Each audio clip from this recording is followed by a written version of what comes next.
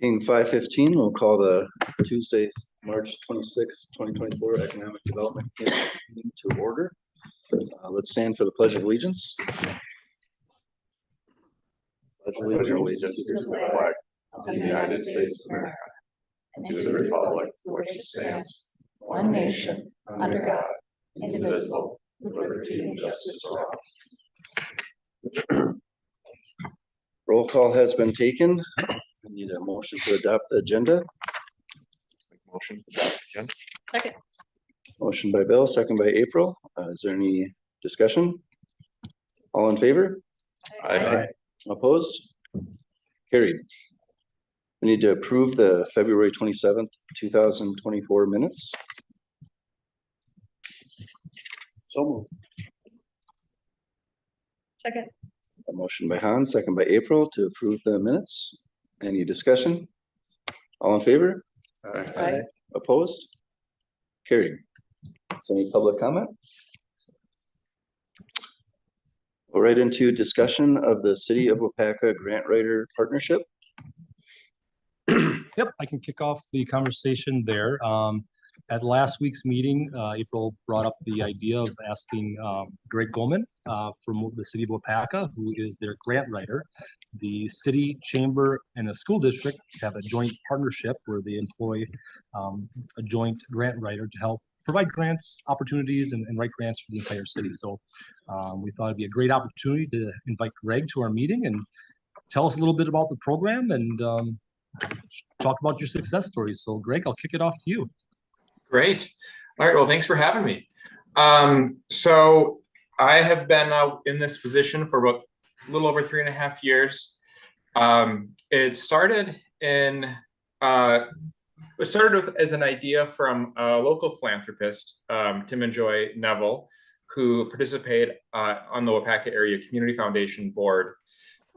They recognized in about, I think, 2019, that the Community Foundation had more money that they were looking to give away than quality grant applications coming and requesting it.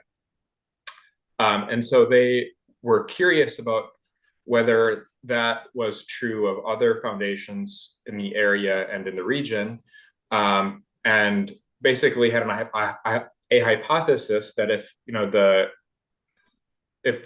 Waupaca community had a grant writer, that would increase the quality and number of applications that area organizations were submitting to. And so they decided to pilot that idea by contacting the Chamber of Commerce, the City of Waupaca, and the School District of Waupaca with the idea of funding a grant writer position for 1 year. If the position was successful, then those organizations would jointly finance the position basically in perpetuity. They established as a team a benchmark of $100,000 for the first year to gauge success. I came on in, I think, September of 2021, and began working under the supervision of the city administrator, the chamber president, and the school district superintendent. Broadly, I was asked to do grant writing to support economic development. That can really be, as you all know, a lot of things. It can be quality of life type projects like parks and recreation. It can be downtown building rehabilitation, streets and utilities, school district programs. So it was a very broad definition, and functionally, I feel like I write grants for just about anything you can think of. So after about 3.5 years now, we have generated about $3.4 million in grant awards through this position. And we continue to keep the position as a partnership between those three organizations as it was originally conceived, with the school district, chamber, and city each contributing 1/3 of the position's cost. Recently, I've moved over to being a city employee from a chamber employee, which benefits me personally in terms of getting access to state benefits. But originally, it was housed out of the chamber to lower some of the position costs. I don't really see the position changing in a substantial way, so long as we continue to see value. And I think that there's a lot of value to be seen. Happy to answer questions you have. Can definitely talk more about the types of projects that I've helped fund, what the grant writing process looks like, how we identify projects to fund, and maybe as well some of the lessons learned, and maybe what we've learned along the way, depending on what you're all interested in. So I'll jump in, Greg. When the position was started, or once you guys got going into it, it sounds like there's great collaboration, great partnership. Was there any fear that one entity per se would benefit more than some of the other entities, and how did you combat that? Yeah, I think that's a great question, and a really natural fear. I think thankfully so far that has not been a concern, although it certainly could be with a change of leadership, a change in board composition. I mean, I think the personalities that are in place right now work really well together, and they understand that what is good for the city is good for the school, is good for the chamber. But that certainly is not always going to be that way. In terms of how it has panned out so far, there certainly is one clear beneficiary. In terms of the number of grants going into the city of Waupaca as an organization is far and above the amount of grants going into, say, like the Chamber of Commerce. I think that when I look at the breakdown right now, we have about $275,000 received by the Chamber of Commerce compared to $2.4 million compared to the city, and about $700,000 for the school district. But you know what? I mean, I don't think it really makes, none of those grants are really, I mean, one of the things about grants you learn very quickly is that grants are not covering existing costs or operational costs. So these are all essentially new program costs that meet the objectives of those three organizations. So the Chamber of Commerce wants to see the city be a great place to do business and to start a business. So those grant dollars aren't coming in to help the chamber stay in business itself, or pay its leadership team. They are coming in to restore downtown businesses, restore downtown buildings in poor repair, build roads, do projects that are essential to the support of the business community, even if they're not directly coming into the chamber as an organization. And the same thing is true for the school district. I mean, the school district at the time was, and I think it still is facing the threat of declining enrollment. And so the principal goal of my position, I think from the school district's standpoint, isn't to help, isn't to lower the school district's cost of operation. It is to make Waupaca a place that is more attractive for families to move to and raise families in. And so that succeeds for them if I help the city build parks and get trails. So those are projects coming into the city that I think all of the organizations involved in this partnership sees a success. Cool. What about administrative costs? Have you had any opportunity with the grants to fund any of your wages through the grants that are coming in? No, I have not. And I think that is something to truly understand about grants before you take this step. As I think that in a lot of respects, to be honest, I think my position has probably increased the cost of the city, chamber, and school district in a non-obvious way, in the sense that, like I said, grants really only fund new programs and new projects. They're not going to fund, in the vast majority of cases, they're not going to fund existing programs and existing staff costs. So that necessitates that all of the $3.4 million that I brought in went into new things. And then there's new costs of doing those new things that are now baked in to those organizations. So that has presented some sustainability questions. And that's not, and that's a separate issue from the grant administration piece, which has also been something that we've learned a lot about, and something to be aware of, that when you receive $1 million CDBG grant, for instance, in our case, that comes with a big headache to your finance team. So I think that I would love to tell you that, yes, my position is paid for out of grants, and we've lowered the cost of administration across these organizations. But in fact, I think the opposite has been true.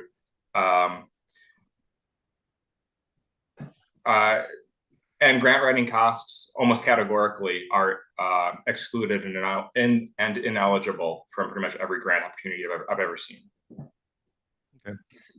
And you put a perfect segue in. My next question was the back end grant administration. There's always reporting, grant administration, follow-up that has to be done. You're not doing any of the follow-up grant administration. You're just getting the initial grant. And then someone else or a hired firm or something has to take care of the grant administration follow-up paperwork, correct? Generally, yes. Not, although I am involved in grant administration as well. It depends on if it makes sense for me to be or not. So to give you some examples, I would say probably 80% of my work is pre-award work. But I have, the city received a Dream Up grant to help support childcare. Nobody in the organizations that I work in right now does anything in childcare. So I stepped up and was the project lead and grant administrator for that. Same thing is true of our solar project at City Hall. I've done all the reporting for that. But for things where it would probably create more of a headache for me to become involved in the reporting, I just don't really get involved in. So for instance, some of the student services grants at the school district, I've had no role in post award, simply because I would have to be pestering people constantly to get the data to write the report that they can just plug in those numbers themselves and do it. Probably with less time than me trying to help. I think me helping them would be probably me pestering them. So who do you report to? Is there a board with representation from all three entities? I mean, or do you report to the city administrator right now because you're a city employee? How does the management decide? Who do you report to? Yeah, once per month, I meet with the chamber president, the school district administrator, and the city administrator. Okay. Does anybody else have any questions? I was just wondering, how did they seek you out, or did you go to the Waupaca? How did that relationship come to fruition? They just posted the job and I applied.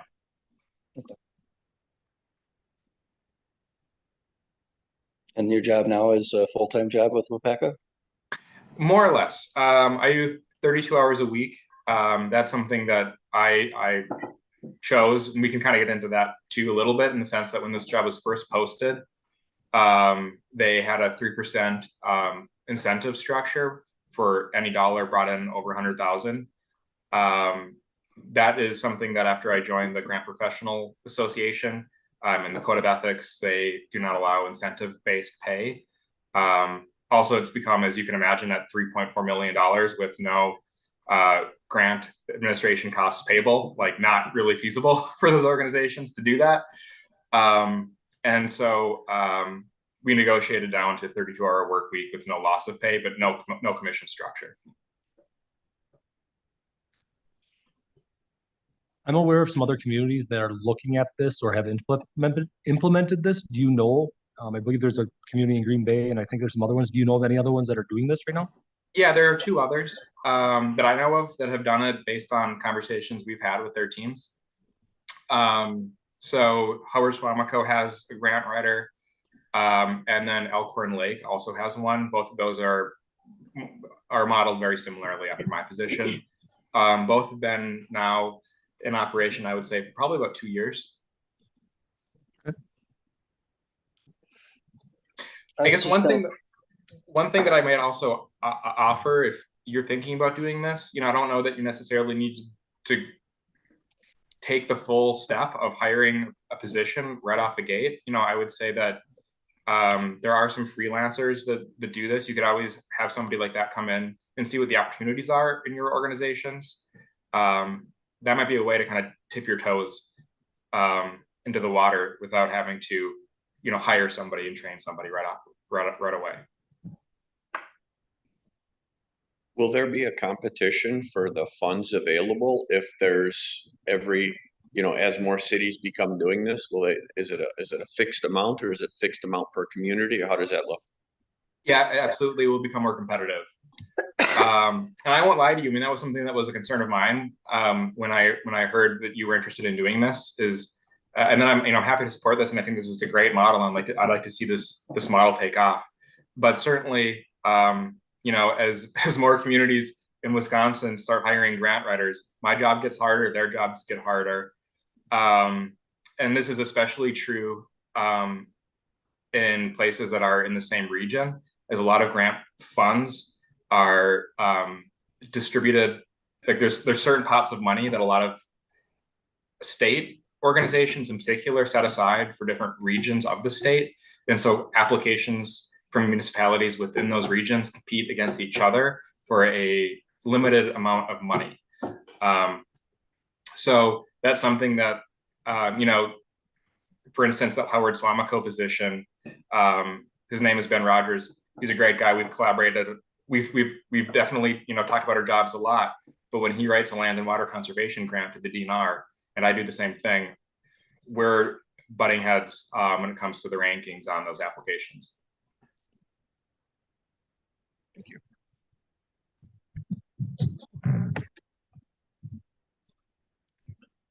How do you identify potential grants, and I guess, could you tell us a little bit about the difference between applying for public grants versus private grants? Do you find one to be more accessible than the other? Is one easier to write versus the other? Where do you have more success? Yeah, so I'll start with the second part of that question first about private versus public. I think that, so definitely in my experience, the private foundation grants are a heck of a lot easier to write, and they're even easier to administer than most state or federal grants. However, getting to your benchmark, whatever that would be, in my case, it's 100,000, would be much more difficult if I was relying on private grants alone. Private grant makers typically just give out a lot less money per award than a state or federal agency, and they're not funding the types of things that I think municipalities in particular are looking to fund. Like, you're not going to get a grant to rebuild your main street from a private foundation. But state and federal agencies are going to give away grants that are much larger on average, but they're going to be more competitive. They're going to be more technical to write, and they're going to be much more intensive to administer. And then there will be more significant consequences if you fail to administer them in the way that you agreed to administer them. So that's something to be aware of. Also, the grant writer, certainly, this is maybe an aside, but the grant writer can't do this work alone. Their success really depends on how collaborative your organizations are, especially let's say your park and rec director, your public works director. Those are folks that your grant writer is going to come into and do a lot of side-by-side consultations with on a project. They're going to need those people to help them understand all of the intricacies of a project. In terms of where I find grants, when I first started, we subscribed to some grant search software that was paid. We no longer use those services. They were helpful for a time, but then after a certain amount of time, kind of the same results kept on popping up, and I got a general sense of what's out there. So at this point, I feel like I'm familiar enough with the programs not to need that, but it was helpful at the time when I first started.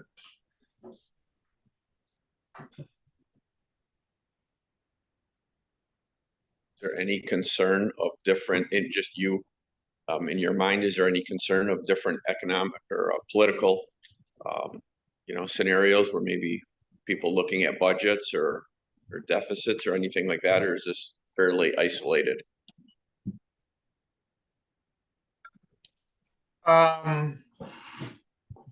I guess, can you give, I'm not sure that I understand the question.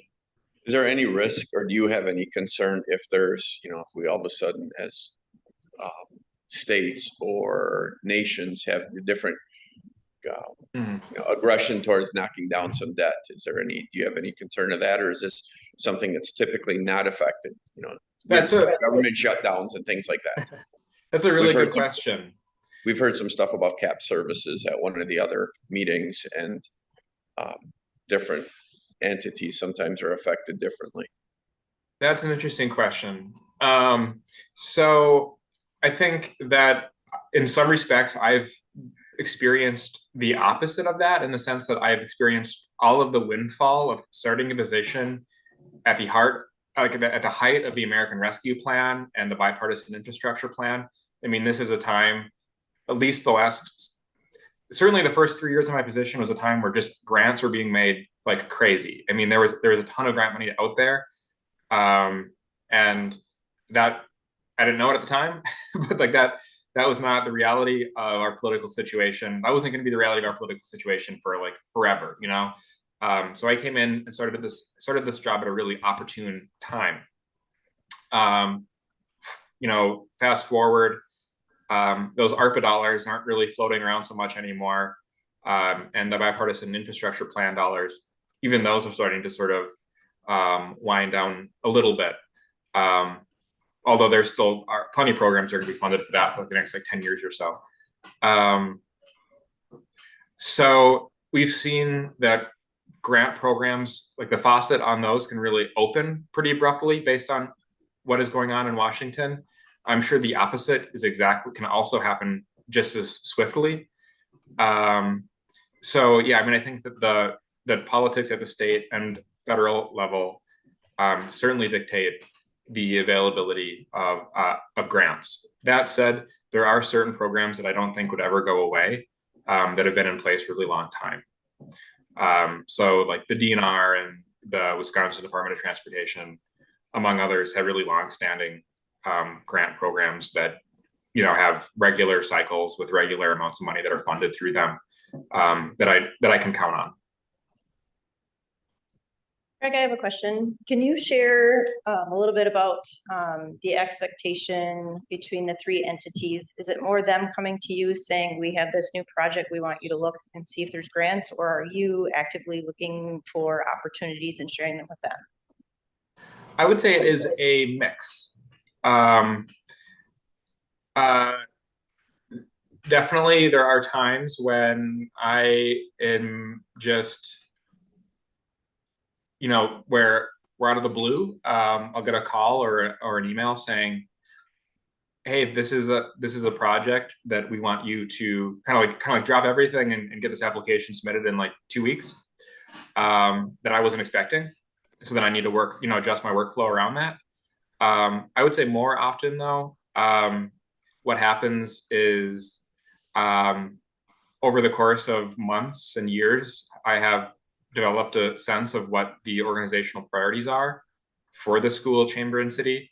And then I look for programs that are a good fit for those priorities. I think increasingly in the city of Waupaca, the projects that I've been looking to fund are projects that correspond really closely to the capital improvement plan, mostly because we've probably done enough things that we're not on that, where we've expanded costs as an organization, where we need to start really focusing on what are the things that can reduce, where grants can augment projects that are already in the funding pipeline. And I would say too that to that last point, most of what I do, I feel like for capital improvement type items, and it could be different, you know, in London, but I would say that what I see is, let's take the city of Waupaca's splash pad as an example. That was a $1.2 million project. The city's capital improvement plan allocated $700,000 to that project, and then it was sort of like, all right, you know, that remaining cost is figured out. You know, And so we got a $300,000 grant from the Land and Water Conservation Fund. And then we also were able to get some donor dollars locally to get that project where it needed to happen. And it wouldn't have happened without that grant, but the grant itself did not offset the city's borrowing because the city already did not borrow the full amount, and they had no intention to. So I feel like I'm doing a lot of gap funding. I just want to say thank you so much for coming out and talking to us about this. Would it be possible if you could tell us a little bit about your background and education? If we were to look for a grant writer, what kind of qualities would we be looking at? Yeah, so I think that there are very few people in the world who like grew up being like, I want to be a grant writer, or went to school for grant writing. I don't know that really exists. I was in graduate school at the University of Iowa studying history when my wife got a job in the area. And so we moved to the Waupaca area, and I found this job opening and was interested, and I applied.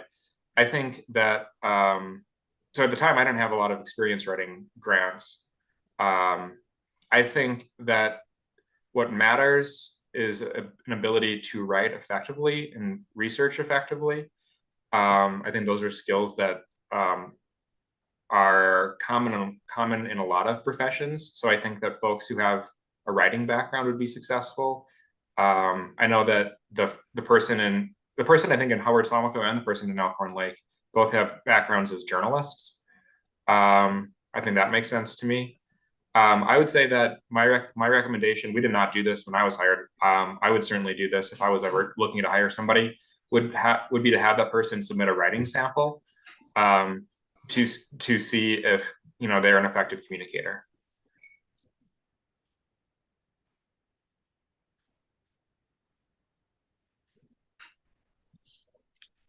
So have any questions?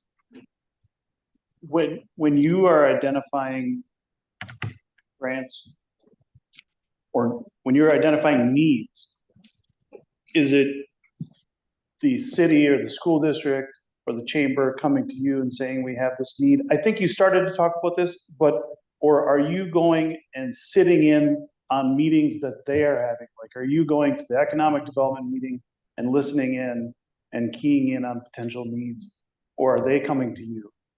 I think that's a great question. I think it happens both ways. My preference is that I am sitting in the room, getting a sense of what is involved and foreseeing what the problems are, so that I can be prepared to position us successfully to apply for funding for projects that are still in development. I think that having the grant writer involved in the development stage gives that person a better understanding of what the project, basically the technicalities of the project. It's really difficult. This happens all the time too for me, where somebody brings me a project and says, hey, we want you to do this. And I haven't been involved at all. At that point, it feels like, I don't know what you're talking about. And I'm kind of just write without a foundation of knowledge, which makes me not very effective. I think I'm much more effective when I've been in the know for a long time, so that I know the project in and out, as well as, let's say, the public works director, or as well as the park and rec director would. When somebody comes to me and asks me to write a project that I am only hearing about for the first time and is already through development, it's just difficult for me to understand, how to convey what is going on, because I'm catching up.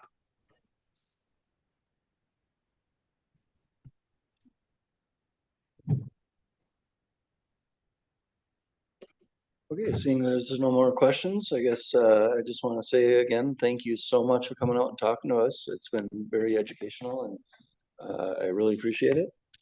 And I guess that's all we have for that section, unless Chad's got anything else.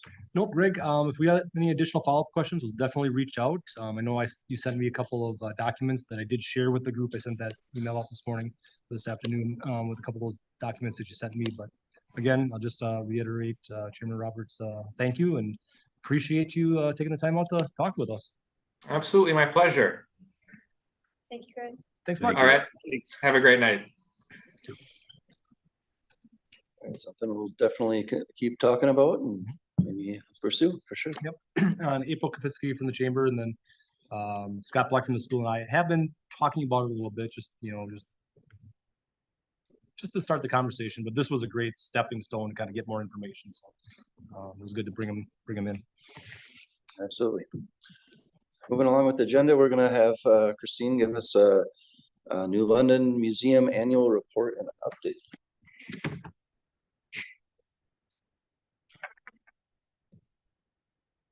Thank you so much, Chairman Roberts and committee. I just wanted to come this evening to kind of update everyone on what the museum has been doing. I have a couple of hands.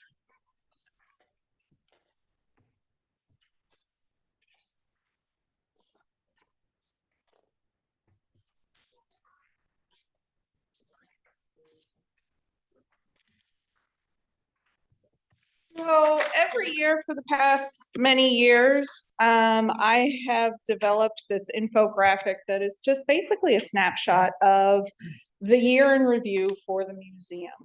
And this is something that I present to the Library Museum Board, to the Friends of the New London Public Museum as well. And it's also available at the museum for anyone that might be interested. So just a couple of things that I wanted to point out. The first one is the visitors to the New London Public Museum. And this one is a little tough for us because we kind of had, I do like to do comparisons, and we had those couple of years that the comparison wasn't great.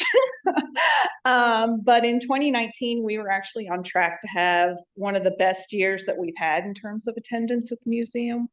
And so I've been slowly watching this figure and comparing it to the data within the museum field as a whole. And we are currently at about 65% of our 2019 attendance. The industry is at about 60%. So we are coming back and really starting to see people come back to the museum. It's definitely a little different. Our programs are a little different nowadays. People are not as willing to sign up for things in advance. They like to just kind of drop in or show up or that type of thing, which makes it makes planning for these things a little challenging. But I just wanted to be able to present this to the committee so that you had an understanding of what it is that we're doing at the museum and how we are reaching not only our local community, but the broader community through our e-newsletters, through our Facebook posts and things like that. And also just kind of what collections are starting to come back into the institution. We've been a museum in our community for 107 years, 108 years. And so we have a lot of collections and we are continuing to accept more. The Facebook posts have actually been starting to generate donations to us of collections items, including probably one of the most exciting ones from last year is we had a lady who lives in Appleton whose father worked at the Edison for many years. She saw one of our Facebook posts and brought in some very unique items from her dad, reflecting that time at the Edison. So again, this is something that we do year over year. So we have these statistics going back through at least 2010 in one form or another. And then I also just wanted to update the committee on moving forward and what we're doing with our programs and events coming up over this year. Just some of the exhibits that we have.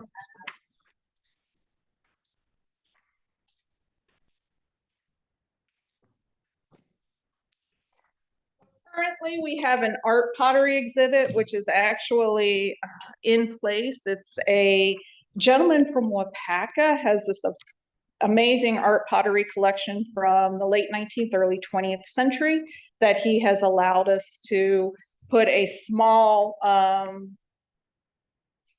collection on exhibit from his larger one. So, and he's actually on a lot of different collectors' Facebook sites and things like that, not only in the Valley, but also nationally.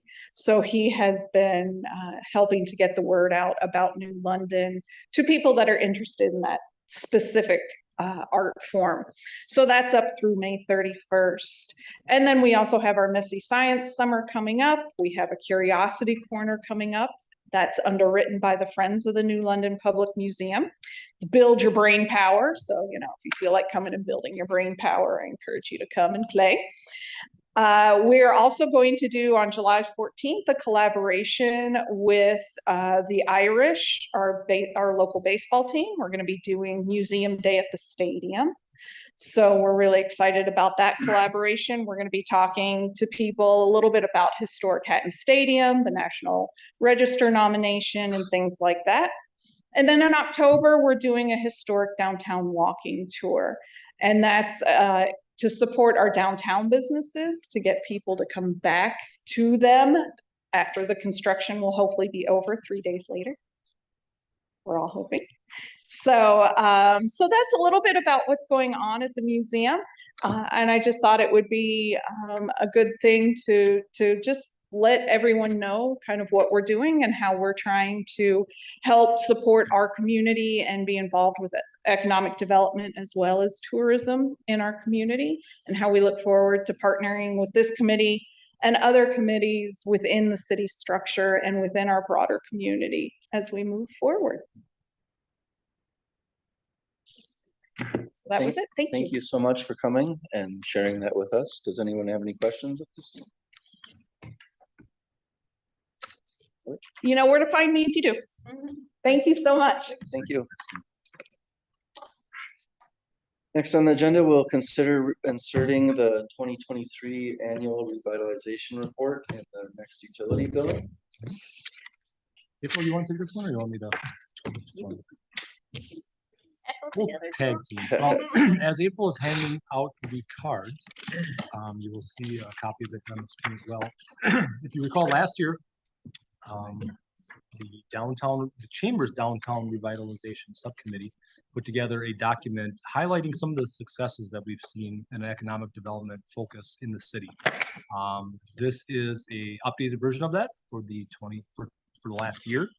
And I think one of the things we're talking about is asking the committee to consider inserting this into the utility billing like we did last year. Just another way to try to get this information out to the public, to kind of highlight our successes and what's going on. Another piece of education for the public to promote our success stories. So April, did I miss anything? Nope, I think it's important that we get this information out there. We have a lot of great things happening, a lot of exciting momentum. People do look at this. We did get calls at the chamber asking me to kind of expand on some of these things. So the word is spreading, and I think it's important to keep the word out there. Does everybody get a paper bill? Is there like a e-bill? Because this would be a stuffer if somebody gets it digitally. Does anybody get a digital bill, or is everything? I think everything's still paper. I don't know. I'm not aware of anyone getting a electronic only billing. Okay. Let's see, if there was, we would want to put a link. If not, yeah. Mhm. And the cost was fair. What was the cost last year? Cost last year is actually the same cost of this year. It did not go up. It would be $378. I'll make a motion to put this in now. A second. Thank you. And I ask you to take that out of, we can take that out of operating this year. That little bit will be an operating cost, which will be fine. So it wouldn't come out of the economic development fund? We can subsidize that in the operating fund quite easily. If it was something that was like $3,000 or more, then I would say, let's take it out of the reserve fund. But a $300 price, we can take that out of operating quite easily. So we have a motion by Bill and second by Linda to put this insert into the utility billing. Is there any more discussion? I just want to say that after last year's insert, there was a lot of positive feedback. And one of the suggestions that was made was not about the chamber. They loved what the chamber had done so much, that they were looking for the same kind of updates from other committees, other organizations, just to know what's going on. So I just wanted to put that out to the group that people loved it and want to see more of this kind of stuff. To them, that was, we found some stuff out about the city that they didn't have to really dig through and go I'm a back visual and, person too, like I love these kinds of things. Like, Yeah. This is how I measure my success, so I do the same thing for the chamber and for revitalization, so. yeah, so that was the, you know, let's see more of this kind of stuff from other committees and organizations in New London. I know that's not us, but I wanted it out there. Okay, seeing no more discussion, we have a motion to approve this insert into the utility building coming out of the Economic Development Fund. All in favor? Opposed? Carried. Next on the agenda, we have review of survey items for downtown placemaking. So excuse me. At last week's meeting, or last month's meeting, we talked about placemaking and the opportunity to do maybe a placemaking project in the downtown area by the new SC Subversity project. We talked about the option of maybe doing a survey to start collecting some initial data. So we took the opportunity to just put together some draft information for that. I think Belinda came up with the comment of maybe we should first talk and let people know what placemaking is all about. So I put a little bit of a explanation of what placemaking is in our mind so that people kind of know what we're kind of driving for this information.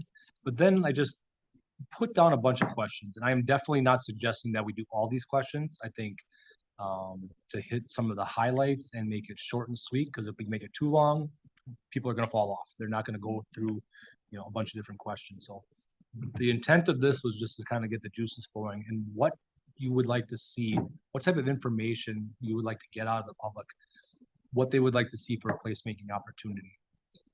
And then I kept this very general and in a macro sense and not site specific. I didn't want to put anything about a particular site to this yet, because I think if we do hire a consultant, that we definitely would want the consultant to do some type of public gathering, information gathering exercise as well, because that's going to help that consultant drive whatever project we have. They're going to have to be involved in that more detailed public gathering session. So I think this is more just a general macro sense of what we would ask for the public, for what they would like to see.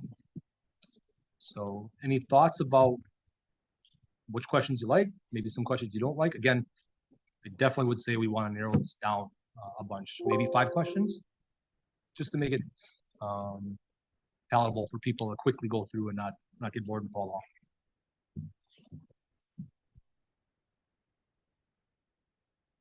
Does anybody have any comments on the questions? It was in the packets. I was just wondering if anyone had a chance to review them. Is there any that you like, anything you don't like? Or we miss anything? I mean, something Yeah, that or you we guys missed would like anything. to do. I'm not an expert on surveys. Do you feel like you get better responses to people that are just able to toggle a yes or no with sort of an open space at the bottom for comments versus asking for open responses? Yep. It depends on what you want to get out of it. It's kind of hard to, I mean, if we do a choose out of 5 choices, checkbox the top 5, depends on how you want to get, get that information. I kind of thought hypothetically, this could also be an insert in a future utility guide. Maybe that's a QR code that some people can just click on it, get to a Survey Monkey type situation and quickly go through it, whether it's checkboxes, whether it's open-ended questions. We could also have a paper copy for those who aren't tech savvy, available, but depending on where you want to go with it.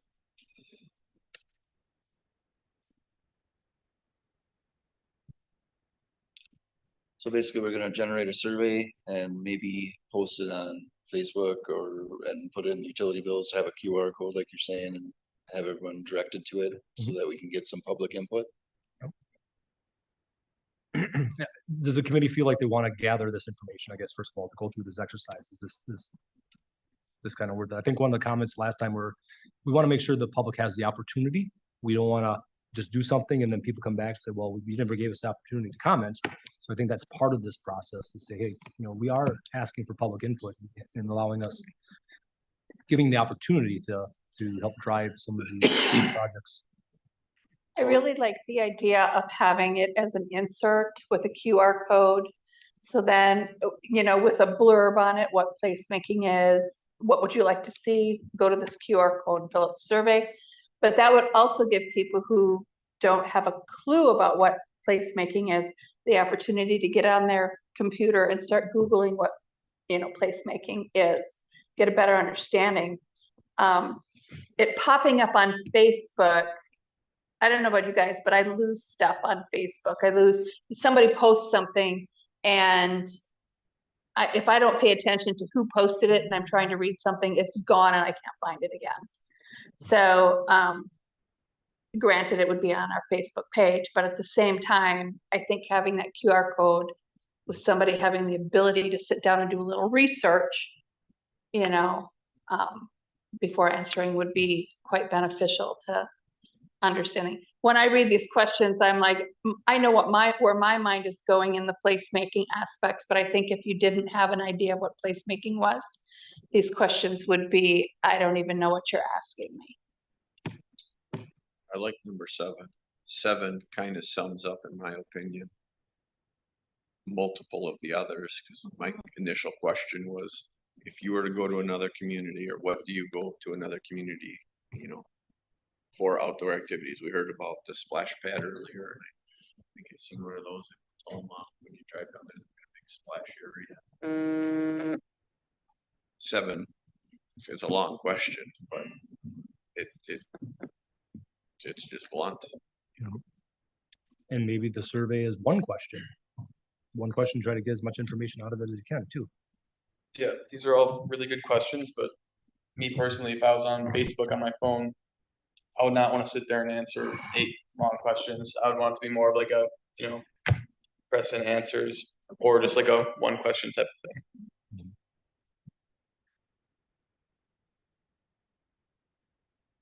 If you have too many questions on there, people are gonna lose interest.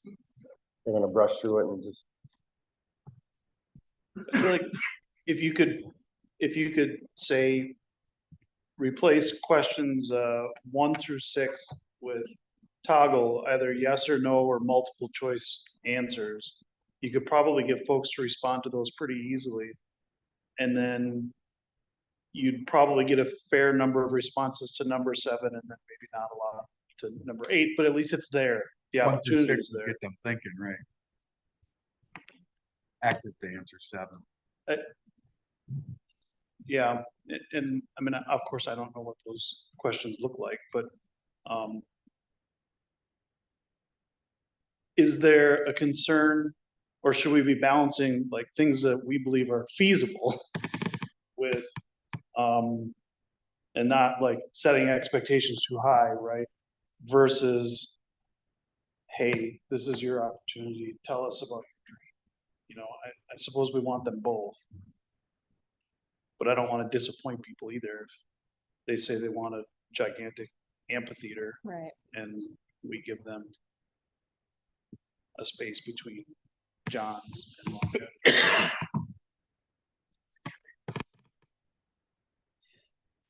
I definitely think by having the public input, we would qualify for more grants as well. So that would offset some of the cost of doing those projects, because the grants, they always want public input. Do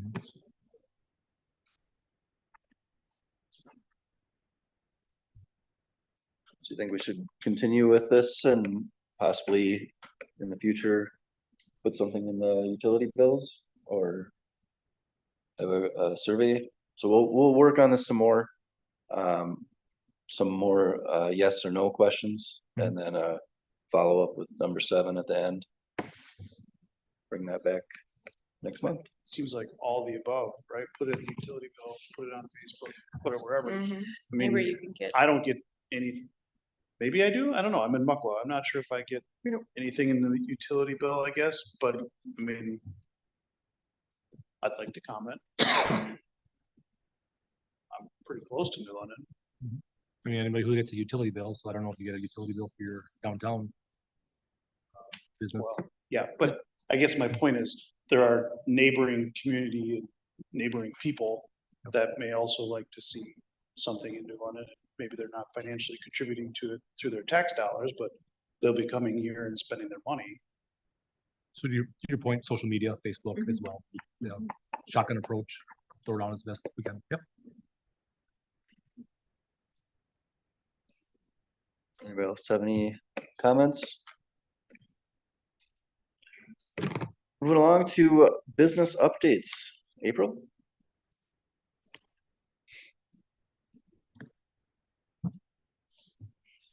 All right, so I just have a few updates for you since we met last month. The most exciting out there right now is Aldi has closed on the property at 1910 North Shawano Street.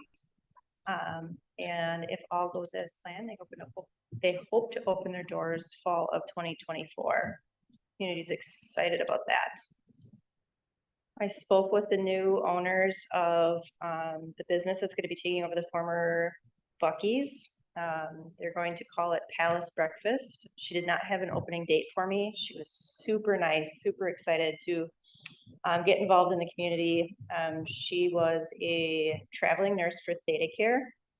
She's no longer a traveling nurse, but she learned about the restaurant through one of her friends at Theta Care. And she said she just fell in love with the community when she traveled here once, and she's super excited to come back and start a business. So they're going to open 5 to 6 days a week and be open 7 to 3. And then they're going to look at being open longer on the weekends after they've been open for a little bit.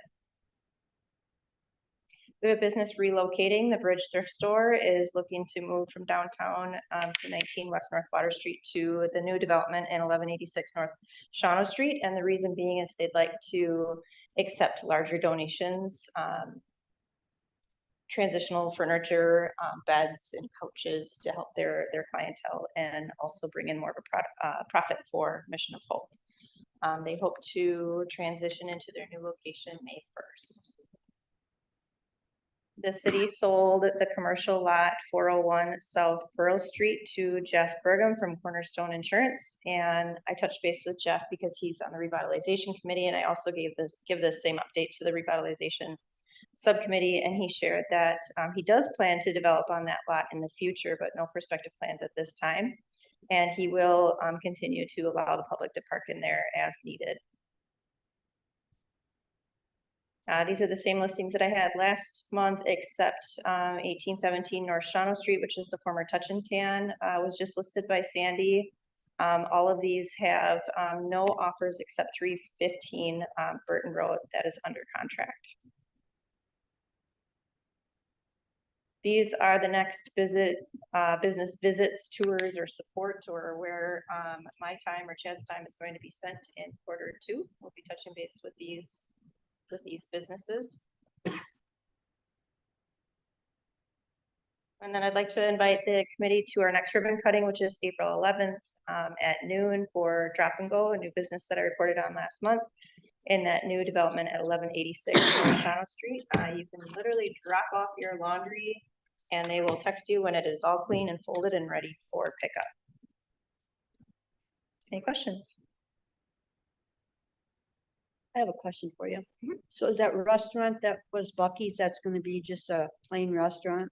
It's not gonna be Mexican restaurant? Is that correct? I didn't ask what type of ethnicity it was going to be. She just said it was going to be Palace Breakfast.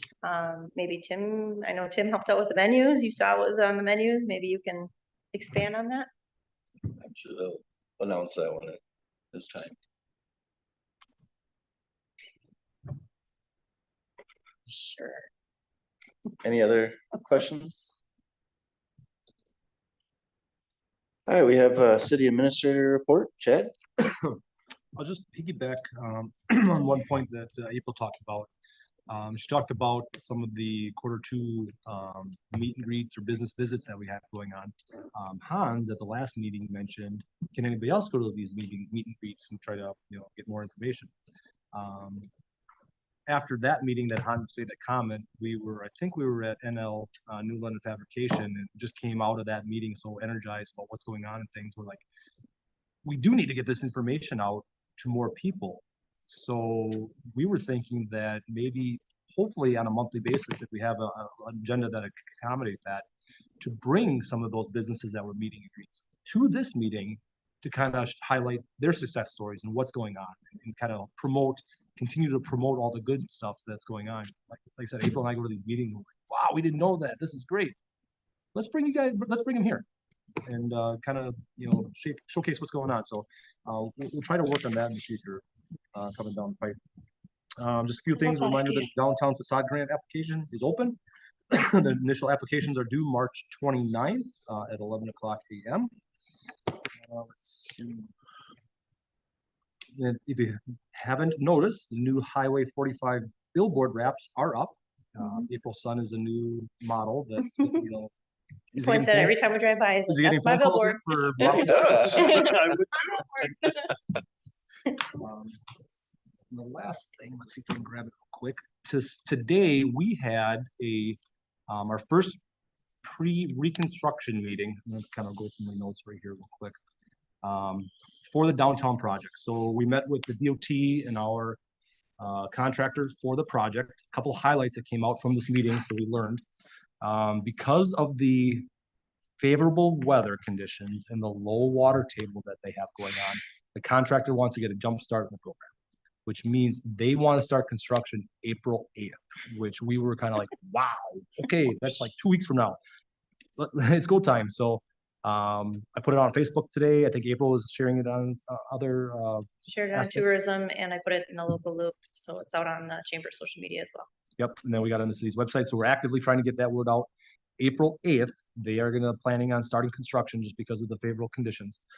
The project is planned to going in 3 stages. The first stage is going to be the intersection of Shawano Street and North Water Street. So they're going to shut down that intersection and actively work on that. Stage 2 is going to be from the intersection to, I think they're going to go past the new parking lot. So that'll be phase 2. They're going to complete phase 2. And then after phase 2 is fully reconstructed and put back together, then they'll start phase 3, which will be the parking lot to the Pearl Street intersection, and also Pearl Street from the bridge north to where it curves into Wapaka Street. So like again, stage 1 is just going to be the North Water Street, Shawano Street intersection. They might phase into phase 2 or stage 2 a little bit into that, but they need to get that Shawano Street intersection done no later. It's in the contract by July 4th, because what is happening for the Highway 15 project, the DOT and the railroad company is going to be working on reconstructing the railroad that's north of Highway 1545. When they do that, Highway 45 is going to be closed, and they're going to detour traffic through town, which they need the Shawano Street intersection. So the DOT has this plan of phasing and timing that the Shawano Street intersection has to be opened back up by July 4th to allow for the detour to happen for the Highway 15 project. But again, they're going to do work on the other phases and go east from there. I'm trying to think if there's anything else. There's going to be a business and property owners meeting April 4th, 4 p.m. at the Senior Center. The DOT and the contractor are going to be there for the property owners and the businesses in the downtown to kind of talk about the project, talk about timelines, allow questions and answers. They're also going to get emails from everybody who attends so that they can send out frequent and regular updates of the project. So they are going to send out letters, sounds like today or tomorrow, to all the businesses in the downtown. But for business owners, please pass it on. I don't know how quickly everybody's going to get that information. So we're also trying to get that out as well. So business and property owners in the downtown along the project, there's going to be a meeting at the Senior Center April 4th, at 4 o'clock p.m. I plan to send out a calendar invite tomorrow too, to every business owner email that I have on hand, just to get it on their calendars and make sure that they know they can also go to YouTube and watch it? Yeah, I plan on recording it. I won't have this set up like we have in this room, but I plan on just videotaping it. We won't have it live, but then I'll be able to put it on our YouTube channel for anybody who isn't available for that. They are planning construction generally Monday through Friday. They will only plan on working Saturdays if they have delays. So if they got a week where a bunch of rain's going on and they can catch up on Saturday, they'll do that. But generally, they're only be working Monday through Friday. They did ask a little bit about noise and construction in our ordinance. So generally, I mean, they can't start construction until after 7:00 a.m. But they they did indicate there's going to be a couple times, and we got to work this out somehow, that when they're pouring concrete, the way they're going to do it, they have to do the saw cuts that evening and that night. And they indicated that some of that saw cuts is going to be after 10:00 at night. We can't wait to the next day to do that. So that's going to be a little bit Just a of couple days. an interesting time. We're going to have to, notify people as best we can. And but they said for their timing, when they pour that concrete, they have to saw cut, within a certain time, and they can't wait till the next day. Otherwise, things are not good. So How long after 10:00? didn't sound like it was a lot, but there's going to be several days of that. Hopefully not too bad. Is that a long period after 10 I have PM? no clue. They just It indicated. depends when it sets up. They wait till a certain hardness to start saw cutting, and then Friday, maybe when people plan to stay awake? So initial heads up that these are things that we're gonna have to work on with the project. But the project per contract must be completed by October 15th. I'm hoping that we're gonna be well before that, because I think we're getting a very early jump start on it right now. Just with the weather and the water table, so hopefully we're before October 15th, but in the contract, they are required to be done by October 15th. Sidewalks, we talked about sidewalks and pedestrian access in the project. The contractor knows that they are distressed to try to keep as much pedestrian access available at all times, as much as they can. Obviously, there's gonna be times they gotta rip out concrete sidewalks, put new concrete sidewalks in. But they're gonna try to do the majority of the work in the roadway and keep those sidewalks and pedestrian corridors open as much as we can. I think that's pretty much the highlights from the meeting. I will get the minutes from the meeting. I plan on sending it to the council and definitely the Board of Public Works, so you guys have that for reference if you're asked questions from the public. But any questions at this point? That's pretty much what I know with our initial DOT meeting this morning. It's coming, and it's coming quick.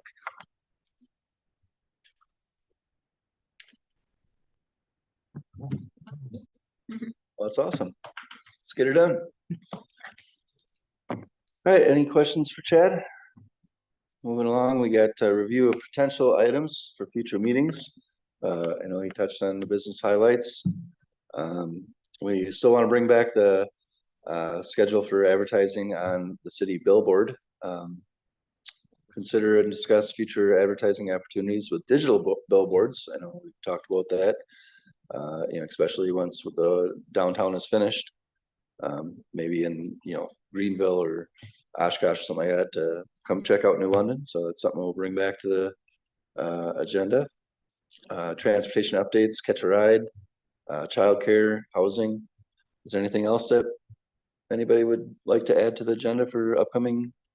I was thinking I just looked at this, and if we're starting next week, we'll have 3 weeks in, we should probably carve some time away just to see what feedback is from the construction starting, and if you have any updates and what, public comment, business comment, how is the flow, and maybe keep the agenda a little lighter, because that could take some time based on feedback. It's a good idea. Anything else? Next meeting date. Your little calendar up there. Kind of wanted to talk about that a little bit more in depth. I recently found out, I got an email last week and it sent to me. Gold Cross now is holding their annual consortium meeting that night at around the same time. I usually attend that to get information for the our Gold Cross ambulance services, which is pretty important. It sounds like they pretty much set that date because it's multiple townships in the municipalities in Waupaca County. The other thing is April, I think, is on vacation that week, so she No, will I'm be at training. in for South training that Dakota. week. Sorry, so she won't be available. Is there any interest maybe throwing it a week ahead of time on the 23rd? Because of those potential conflicts? I'm okay with that. I think that's a great idea. I definitely want to attend that ambulance consortium meeting. It's Mhm. pretty important every year. Anybody have a problem with having our meeting on the 23rd? I'm pretty sure I leave for like a nationals the week. Is it 23rd? Keeping it on a Tuesday is always nice, and I mean, being the 30th. Why couldn't you, like, a lot of times there's not a lot of stuff on, for planning commission. Why couldn't you double those two meetings up on the same night? I don't know, these meetings go at least an hour. I mean, I think it'd be kind of a long night. And I have no idea what we'll have on the planning commission agenda. Maybe quick, maybe we got 10, 20 things for the planning commission. I don't know yet. Okay, let's go with the 23rd. So the next meeting will be the 23rd of April. 5:15 here in the City Hall. Looking for a motion to adjourn. Second. Motion by April, second by Bill. Discussion. All in favor? Aye.